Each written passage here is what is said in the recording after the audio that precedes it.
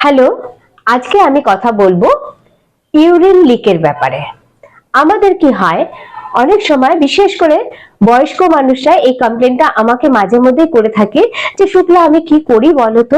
হ্যাঁ, এই আমার কি মানে একটু হাঁচি দিচ্ছি বা কাশি দিচ্ছি বা পেটে একটু বেশি প্রেসার পড়ছে কোনোভাবে, তো আমার ইউরিন লিক হয়ে যাচ্ছে। এটা কি করা যায়? তো এটার কিন্তু কিছু সলিউশন অবশ্যই আছে আমাদের যোগাতে। তো এটার থেকে আমরা সহজেই বেরিয়ে আসতে পারি। এটা কেন হয়? আমাদের যে প্রাইভেট পার্ট আছে সেই জায়গায় গুলো কি হয়, আমাদের মাসেল গুলো অনেক দুর্বল হয়ে যায়, বয়সের সাথে সাথে দুর্বল হয়ে যায়।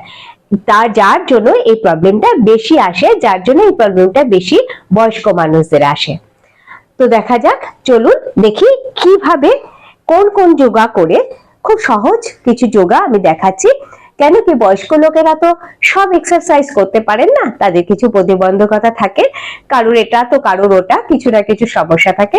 আশা করি যে এক্সারসাইজ গুলো দেখাচ্ছি সেই এক্সারসাইজ গুলো আপনারা সবাই করতে পারবেন।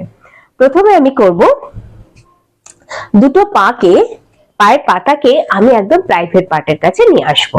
ঠিক আছে, যতটা পারি, যার যেটা যতটা নিয়ে আসতে পারেন নিয়ে আসবেন। দুটো হাত দিয়ে আমি পাকে একটু লক করে দিচ্ছি। এবারে থাইকে আমি আপ ডাউন করছি, আর এটা মিনিমাম 10 বার করবেন। আর যদি এটা আপনারা যদি পারেন তো 50 বার যদি করতে পারেন তাহলে খুব ভালো হয়। এটা দুবেলা করবেন, মানে যারা পারবেন না তারা 10 বার করবেন, যারা পারছেন তারা 50 বার করবেন। দুবেলা এই এক্সারসাইজটা করবেন, খুব ভালো এক্সারসাইজ।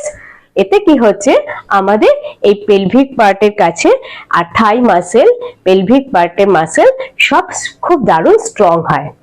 কেমন হয়ে গেল ফার্স্ট এক্সারসাইজ। আর সেকেন্ড এক্সারসাইজ যেটা দেখাচ্ছি দেখুন, সেটা হলো মূলবন্ধা আসন। মূলবন্ধা আসন আমি এইভাবে আসন করে বসতে পারি, আর আসন করে বসতে সমস্যা হলে আপনি এরকম আমার মতন খাটে পা ঝুলিয়ে যেরকম আগে বসেছিলাম ওইভাবে বসেও করতে পারেন, চেয়ারে বা সোফায় বসেও করতে পারেন। তবে শুধুমাত্র খেয়াল রাখতে হবে আপনার মেরুদণ্ড যেন সোজা থাকে। ঠিক আছে, আচ্ছা হয়ে গেল। এইবারে সোজা হয়ে বসে আপনি কি করছেন, শ্বাস নেওয়ার সাথে সাথে আমাদের প্রাইভেট পার্টকে আমি টেনে রাখছি। ঠিক আছে, শ্বাস নেওয়ার সাথে সাথে টানলাম, এবার টেনে রেখে দেব, কিন্তু তারপরে শ্বাস প্রশ্বাসটাকে স্বাভাবিক রাখবো। ঠিক আছে, স্বাভাবিক করে দিই আমি 20 সেকেন্ড পর্যন্ত এই অবস্থায় হোল্ড করে রাখছি। শ্বাস প্রশ্বাস স্বাভাবিক, শুধু 20 সেকেন্ড আমি প্রাইভেট পার্টকে আমি এইভাবে টেনে রাখছি।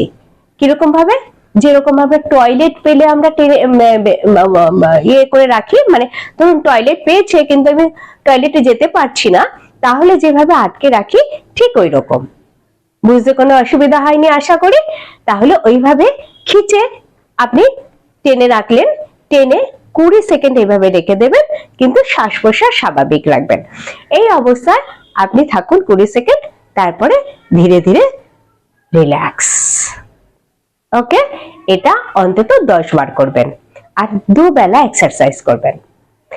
আচ্ছা, পরের যে এক্সারসাইজটি দেখাবো সেটি দেখুন, অনেকে যেটা ফার্স্ট এক্সারসাইজ দেখিয়েছিলাম না, ওটাই শুয়ে।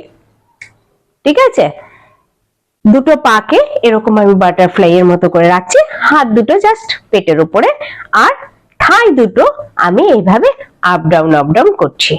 এটাও আপনারা মিনিমাম 10 বার করবেন, আর যদি পারেন তাহলে এটা ধীরে ধীরে ধীরে ধীরে 50 বার করার চেষ্টা করবেন। মানে আজকে ধরুন 10 বার করলেন, এইভাবে এক সপ্তাহ 10 বার প্র্যাকটিস করার পরে তারপরে আপনি এটাকে 20 বার করলেন, তারপরে 30 বারে নিয়ে গেলেন। এইভাবে প্রতি সপ্তাহে যদি অল্প অল্প করে আপনি বাড়াতে থাকেন না, তাহলে আশা করি কোনো সমস্যা হবে না। এই হয়ে গেল 3টে এক্সারসাইজ। আমার মনে হয় আপনারা এগুলো প্রত্যেকেই এটা করতে পারবেন। এই এক্সারসাইজ গুলো করে দেখুন, আর করে আপনার যা উপকার হলো সেটা আমাকে ফিডব্যাক দিন।